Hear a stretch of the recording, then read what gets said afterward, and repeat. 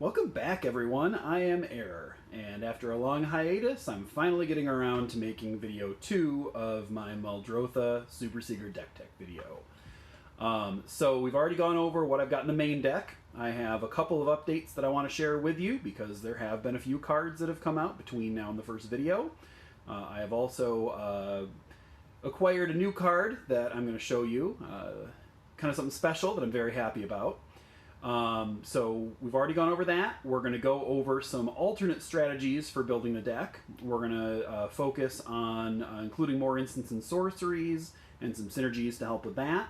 We're going to focus on more of a high creature count build, which is cool in a couple of different ways. We're going to focus on decks that are more concentrated on duels or 1v1 games.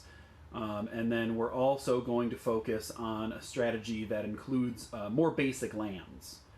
We're going to look at budget alternatives to some of the cards and strategies. We're going to look at some near misses that I think are very close to being in the final build of the deck. And then we're also going to look at some red herrings, which are cards that seem like they'd be really good and have traditionally been pretty powerful in Magic, but they just don't fit here. So without further ado, let's dig into the deck tech.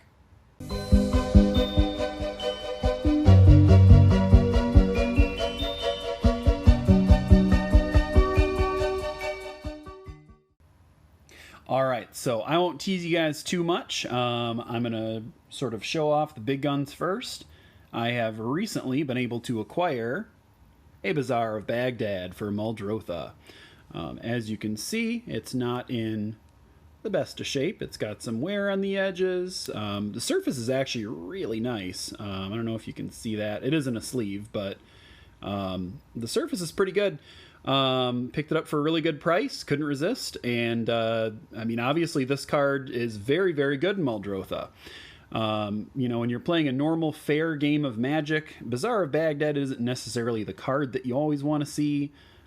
You know, if you're drawing 2 cards and then immediately discarding 3, you've got to have at least 2 cards in your hand for it to do anything, and even then, it's probably not what you want to be doing. But we're talking about Commander, and we're specifically talking about Muldrotha, and neither of those are generally considered normal, fair games of Magic. This card basically reads, tap, draw 2 cards. You can just do that every turn. It's extremely good. It's extremely potent, especially in a deck where you don't care about your hand size. It's just great. So, you know, obviously this is played in Vintage with dredge strategies. I think there's only 1 dredge card in the deck right now with Life from the Loam.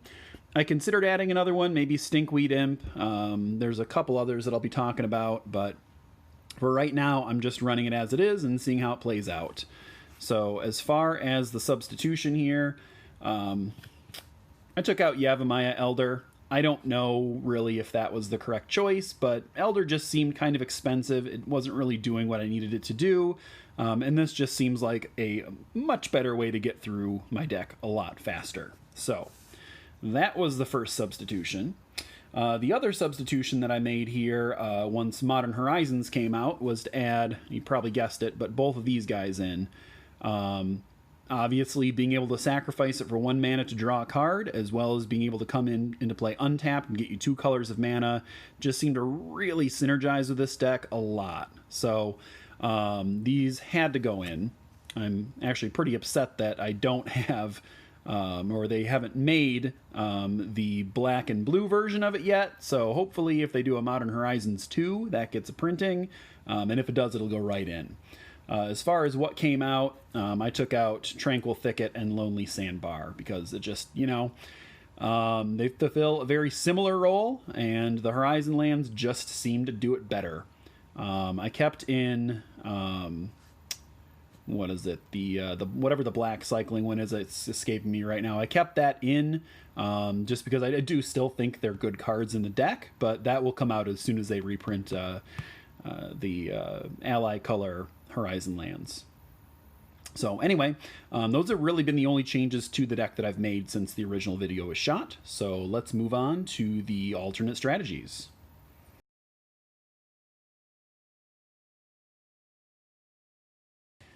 I personally run as few instants and sorceries as possible since they cannot be recast. However, there are some that are just so high impact that it's worth it. So for example, in the main deck, as we've seen, I run Demonic Tutor, Intuition, Fact or Fiction, and a few others. If you want to run more, and there certainly are a lot of good options, cards like Eternal Witness, Snapcaster Mage, and even Archaeomancer will allow you to do so. Tamiyo, Collector of Tales, seems interesting to me as well, but I'm not convinced it's the card that this build needs. Jared's Orders, Final Parting, Buried Alive, and Entomb will act as additional tutors. Harrow and Splendid Reclamation are both very good for mana ramp. Grizzly Salvage can act as a cheaper and, quite frankly, less good version of Fact or Fiction, but in this build, it does not hurt to run both. Cyclonic Rift is just a good card. A pretty good rule of thumb is if you're playing blue and you can squeeze in Cyclonic Rift, you probably should be doing that.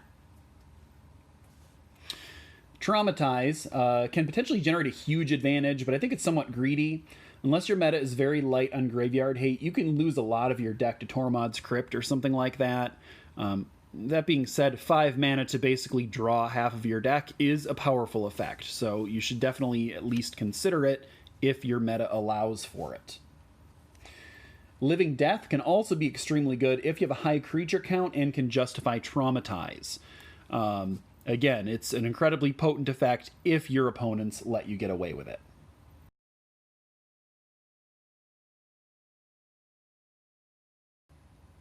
I don't personally prefer this strategy since you can only cast a single creature from your graveyard per turn with Muldrotha, but there are definitely some good synergies. Fauna Shaman and Survival of the Fittest can get out of control very quickly. Be careful with Survival of the Fittest for the same reasons as Traumatize, although Survival is safer and much more controllable. Survival of the Fittest was in the main build of the deck for a long time. I just found that I didn't have a high enough creature count to always be able to justify it. Plus, and I'm going to be perfectly honest with you, I just didn't have a lot of fun playing with the card. It always seemed to sort of transform the way the deck worked every time I drew it, and the focus just seemed to be on Survival of the Fittest every time I got it out. It was very powerful, it just wasn't what I wanted to be doing. So definitely keep the card in mind, because it is a very good card. Again, just be careful with it, and try to use it when it makes sense. Birthing Pod and Prime Speaker Vanifar can be very good as well, as long as you have a good handle on the converted mana cost of your creatures. They both work very similarly to Fauna Shaman and Survival of the Fittest, with the exception, of course, being that you can only use their activation once a turn, which I guess makes them pretty on par with Fauna Shaman. But they put the creature directly into play and dump something into your graveyard, which again is not always a bad thing. Splinter Fright is really good in this build, since it can both fill your graveyard and be a legitimate threat. This was in the original build of my main deck there, and I took it out, again, because I didn't have the creature count to support it. But I can see a scenario where it would be extremely powerful if you got the right engine going. Sidisi Brood Tyrant combos really well with these cards, and can also generate a scary amount of zombie tokens. It's just solid advantage. It mills you, it gets you more creatures. It's a great card. You should definitely think about including it in these types of decks. Jared, Golgari Lichlord, and Azoni Thousand-Eyed will both scale up with a number of creatures in your graveyard. Golgari Grave Troll will act similarly and can dump a ton of cards in your graveyard. In fact, Golgari Grave Troll and Bazaar of Baghdad is a vintage combo. Again, I don't run Golgari Grave Troll in the main deck currently because of the low creature count, but especially if you have Bazaar of Baghdad or something that gives you a similar effect, it is worth considering. Muldrotha can be a cheap way to accelerate your mana as long as you can fill your graveyard fast enough. As a 9-drop, it's not something you want to be doing, but if you can play it as a 2-drop, it is really good. For this strategy, you need to replace a lot of your artifacts and enchantments with creatures with similar spell effects. Satyr Wayfinder, Dawn Treader Elk, Reclamation Sage, Acidic Slime, Ravenous Chupacabra, Merciless Executioner, Fleshbag Marauder, and Runescarred Demon are some of the standouts. Now, Runescarred Demon in particular is a very expensive card, but it allows you to repeat demonic tutor effects, and it's also a 6/6 flying, which is good.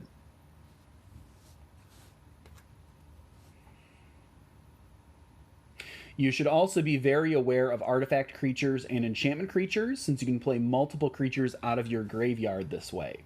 Some of the better enchantment creatures would be Phoenix, God of Deception, which I could have sworn I had a copy for this video, but I don't, so you're just going to have to imagine it. Nyxweaver, which honestly was a very close main deck inclusion, even without the consideration there. Obviously, it self-mills. You can return cards from your graveyard. It's a cheap creature with reach. It's just really good. Agent of Erebos is very good for obvious reasons. It's essentially a Tormod's Crypt on a stick. Archetype of Endurance is very expensive, but it offers a really good amount of protection for the deck. Night Howler is really good in this strategy. Obviously, you're looking at creature cards in graveyards. It'll make somebody big, and then it'll turn into its own creature.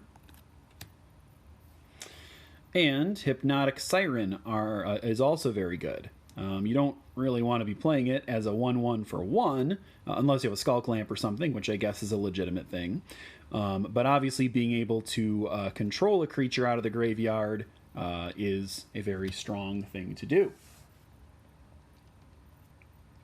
Evoke cards are always good, so Ether Snipe, Mournwelk, and Nevermaker are some examples that would fit in here. Again, Nevermaker was in the original build of the deck. It is a very, very powerful card for this strategy. Arashi Sky Asunder, or Arashi Sky Asunder. Sorry, my Midwest accent is sort of creeping in there.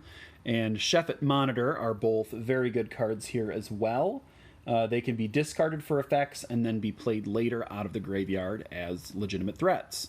Again, Arashi Sky Asunder was in the original build of the deck and stayed in for a very long time.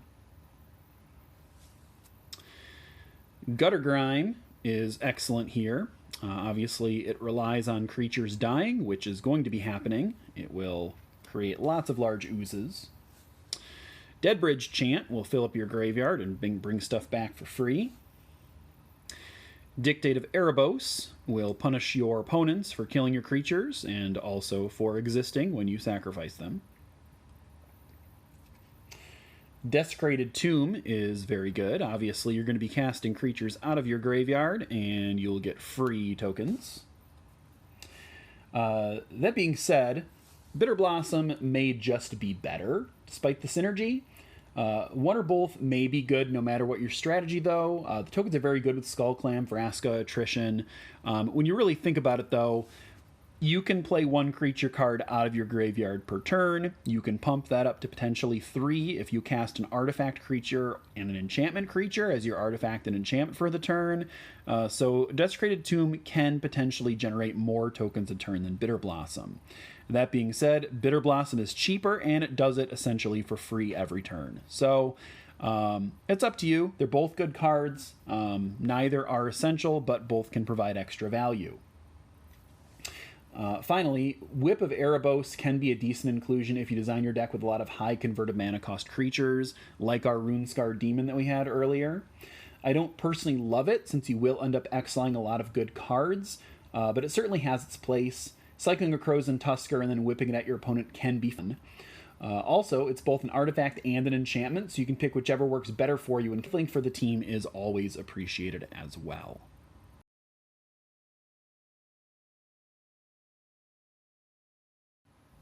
There are a few cards that are worth a mention if you find yourself playing a lot of 1v1 or duels. This is by no means an exhaustive list, but these are a few that I've had success with. First of all, Mindslaver, and you're going to notice a theme here. If you can get 10 mana up, you can soft lock your opponent. Even before that, Mindslaver can do some serious damage, although it can just whiff. It can still be good in multiplayer, but it does lose a lot of its effectiveness, not to mention it generates a huge amount of aggro. As soon as they see you cast this card and know that you can recur it, I mean, you're just going to get people all up in your business. So Hope of Girapur does much the same thing, but its upsides and downsides are both amplified. You can take over an opponent much faster since it's a cheaper card, but it does a lot less if you have more than one opponent. If you're playing against one opponent, you can pretty much just lock them out for 1 mana a turn. It's not fair at all. But again, in a multiplayer game where there's 2 or more opponents, it's probably not going to do what it needs to do. Decree of Silence can be awesome in a lot of situations.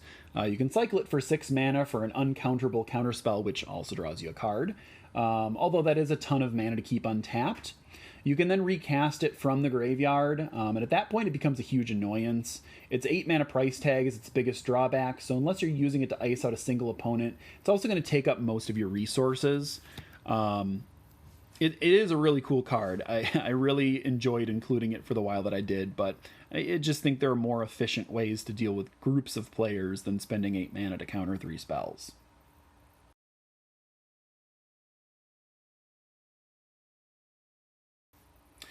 If you want to focus on basic lands for your mana base, you can actually get away with it pretty well in certain builds. Terramorphic Expanse and Evolving Wilds are going to be superstars here.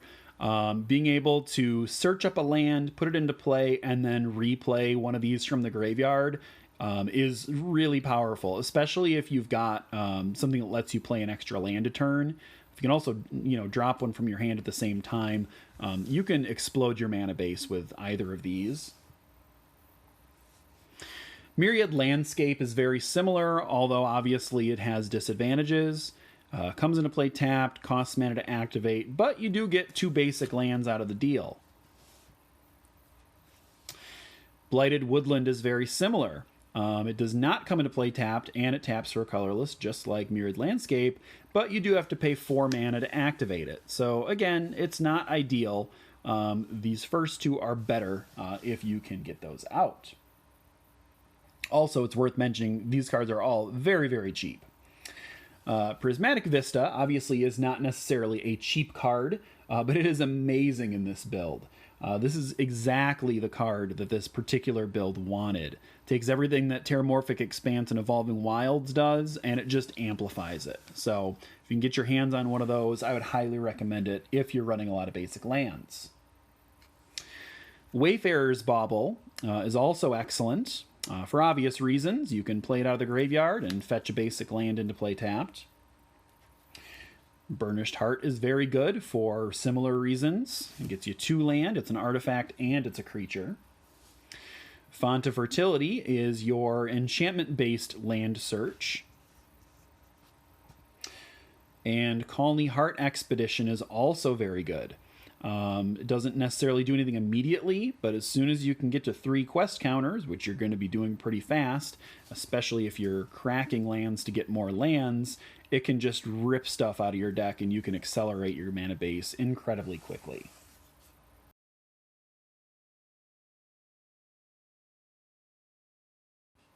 We've talked a lot about a lot of very expensive cards over the last couple videos, so now let's talk about some budget alternatives. In other words, ways to make the deck function similarly but cost a lot less in terms of real-world money. So first of all, we're going to talk about Strip Mine and Wasteland. They're not through the roof, but even Strip Mine is getting a lot harder to find. You can play cards like Ghost Quarter instead and achieve similar goals. Again, this is not going to work if you're the kind of guy that sits there and just spam destroys all your opponent's lands every turn. This is going to be more for taking out the really difficult to deal with utility lands like your Gaia's Cradles and things like that. So if you're worried about destroying utility lands, Ghost Quarter is an excellent addition for the deck. There are a couple of other ones that work similarly, but I believe Ghost Quarter is the best one. The original Pain lands are also going to be very good at mana fixing. They come into play untapped. They get you 2 colors. You're not really too concerned with taking a damage. So those are good replacements for things like dual lands and shock lands and fetch lands and things like that. Again, I do believe that more traditional legacy land base is better, but these are also very good. On a similar note, you have this cycle of lands, originally out in M10 and Innistrad. Does a very similar thing. Usually comes into play untapped, gets you 2 colors. Not much to say about it other than it's very good. I like those lands quite a bit. They also do synergize with, of course, the original dual lands and the shock lands. But, if you're running a lot of basics, I would include those for sure. City of Brass and Mana Confluence are both a good fit here too. They do a damage to you when they're tapped, but they get you any color and they come into play untapped. I think both of those are also very strong, and they're also still relatively cheap compared to some of the more expensive lands you could be playing. I'm a big fan of Reflecting Pool and Exotic Orchard as well. I have never been dissatisfied to draw a Reflecting Pool, and I'm almost never dissatisfied drawing an Exotic Orchard. If you've got something like a City of Brass, Reflecting Pool becomes amazing. If your opponent has anything like that, or even a Vivid Land or something like that, Exotic Orchard can become very good. Again, even if you're just playing a game with 3 opponents, the odds are that Exotic Orchard is going to get you at least 1 or 2 colors you need, if not all 3, is very, very high. Exotic Orchard is a very underrated card, and again, I'm almost never dissatisfied when I draw it for my land. Lotus Petal isn't necessarily a dirt cheap card, but it's still a lot cheaper than some of the other cards, especially something like Lion's Eye Diamond or Mox Diamond.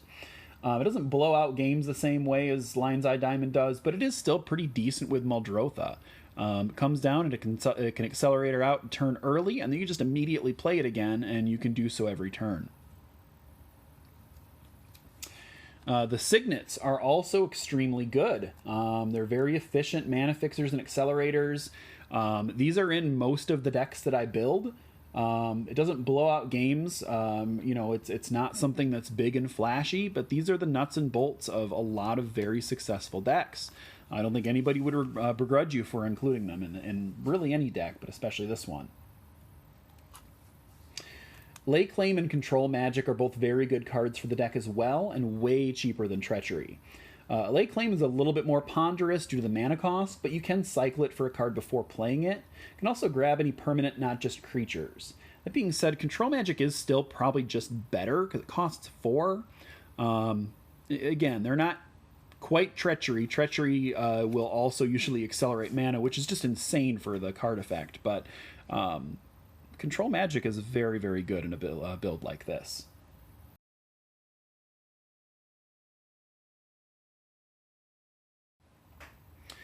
Alright, so a lot of these cards have been in and out of my final build, or have just barely missed the mark for one reason or another. I recently took out Duplicant to include Hostage Taker. Duplicant is more final, but it also costs more and doesn't give you the option to steal their creature or artifact.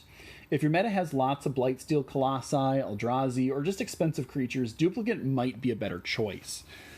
For now, I'm sticking with the Hostage Taker because I like stealing mana rocks, but Duplicant is a very good card.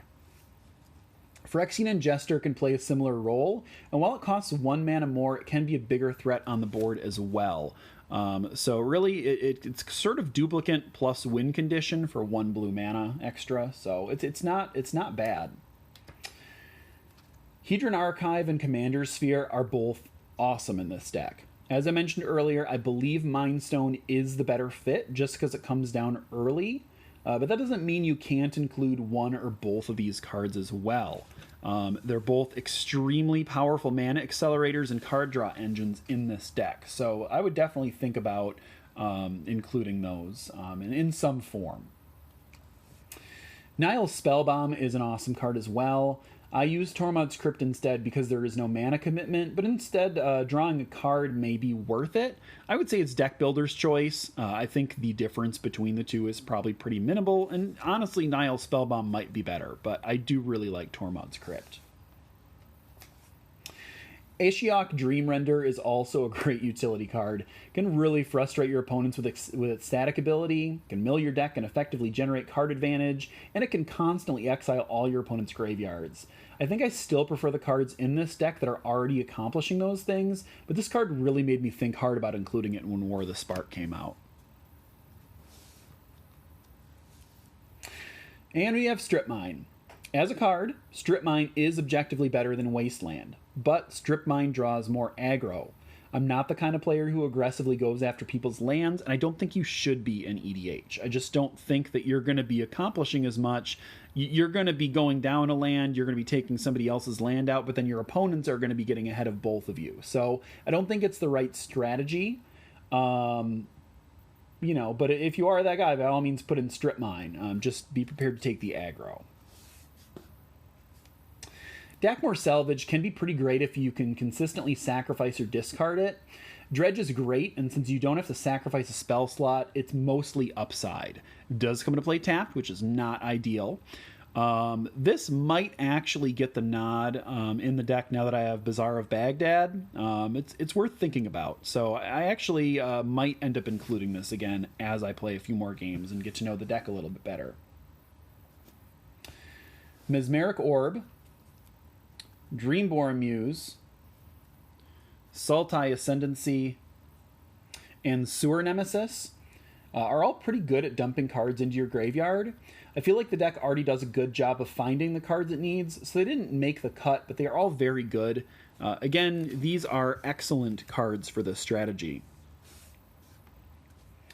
Mirmad Phantasm is similar to Traumatize, but as a creature it's reusable. Carries the same risk, but Mirmad Phantasm might just be worth it, especially if you're running a high creature count or playing things like Living Death. Bitter Blossom has been in another deck several times. It's awesome with Skull Clamp. It's tribal, so it counts as an extra card type for Emrakul, and you can cast another enchantment the same turn you cast it from the graveyard. It doesn't really synergize though, so I eventually did cut it. Again though, fantastic card, and it's always going to work hard for you. Doom Whisper is pretty great too. Just beware of paying too much life. I think the only reason I didn't include it in here is because of the number of 5-drops that were already in the deck.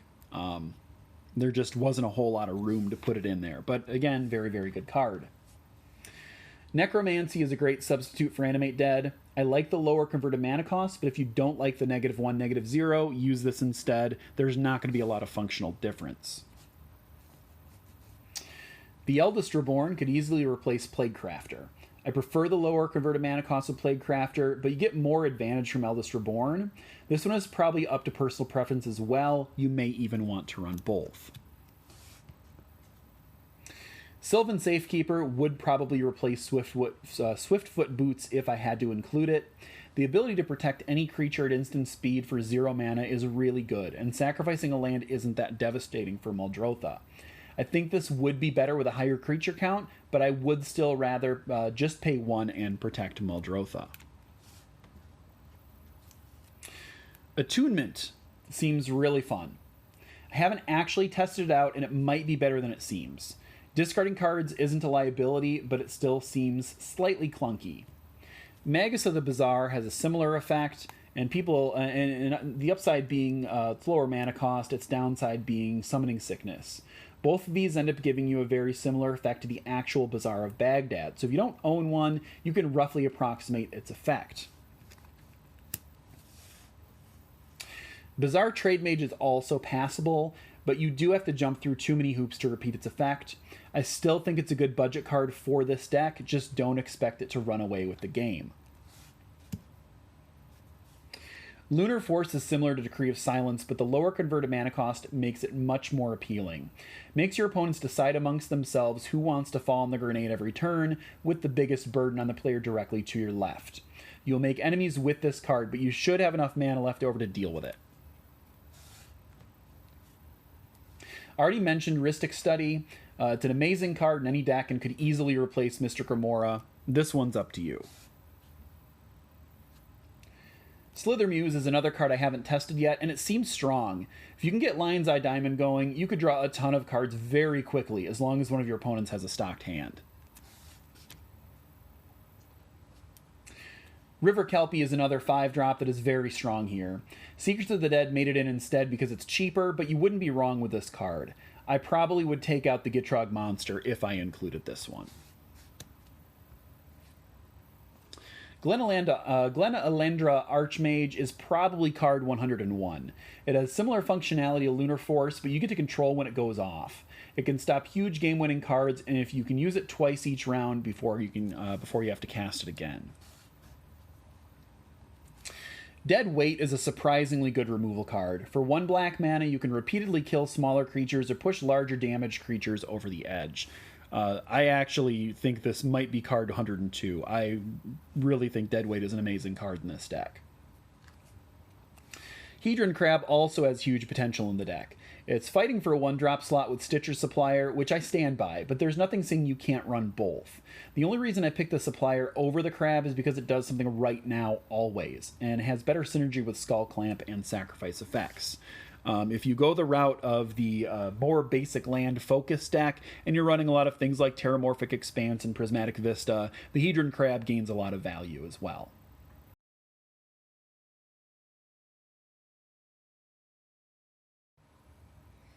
Finally, we have our red herrings. In other words, these are cards that seem like they would be good, but don't end up being worth a slot. Tarmogoyf is kind of your classic example. Comes out cheap, synergizes with your graveyard, and is a super iconic, impressive card. At the end of the day, though, it's a vanilla creature that doesn't really do much in games of EDH. It's never a bad card by any means, but how often is a 3/4, 4/5, or even a 5/6 with no abilities going to help you out compared to just about any other card on the list? Probably not often enough. Deathrite Shaman is another seemingly high-profile Graveyard Matters card, but the advantages it gives you are small. You only have to exile cards to use its abilities, which you don't really want to be doing if they're coming from your own graveyard. All in all, it just doesn't end up doing much. I know some people really like this card in EDH. I just don't think it's worth it. Gemstone Mine seemed like an awesome idea when I first built the deck, since it gets you any color and you can recast it, or not recast it, but replay it when you get down Muldrotha. You can also bounce it with a bounce land if you need to. That being said, if you draw it early on, your chances of stalling out increase pretty dramatically, and if you draw it late, you don't really need it anymore. Taigam Sidisi's Hand seems great at first too, but it's just worse than Underrealm Lich in pretty much every way. The -X ability can be useful in a pinch, but again, you don't really want to be exiling your own graveyard if you can help it. Glowspore Shaman seems pretty good at first as well, but I always find it unimpressive. Putting a land on top of your library can be okay earlier in the game, but I almost never want to be doing that. There are just much better cards at this cost or lower that do the exact same thing or better. Well, there you have it. That is my take on Muldrotha. If I missed anything, or if there's anything that you think I got wrong, feel free to give me a comment. I love to discuss the intricacies of deck building, and I thought this was a really fun one to do. So again, thank you so much for watching. Thanks for your patience and how long it took me to get this up, and I'll see you next time.